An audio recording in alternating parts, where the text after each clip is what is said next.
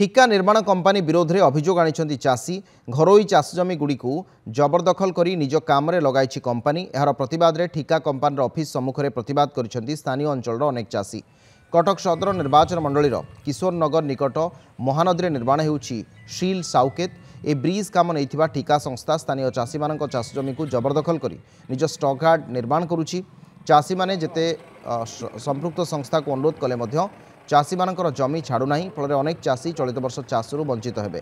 यह सहित स्थानीय बेकार युवक मानू निजुक्ति नक बाहर निजुक्ति करुछि संस्था। एने संपृक्त ठिका संस्थार कार्यालय और निर्माणस्थल में प्रतिवाद कर चाषी यदि संस्था जमी न छाड़े और स्थानीय पिला निजुक्ति न दिए तेबे आंदोलन को जोरदार करा जिवो बोली चेतावनी दैछन्ति।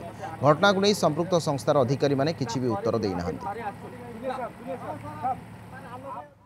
मोर जमी एठी किसी चाष जमी थिला आ मु बाहर रोथली। बाहर रहिबा भितर मते मु जानि नै मु सुनिछि जे कंपनी एठी आछि काम करियो बोली।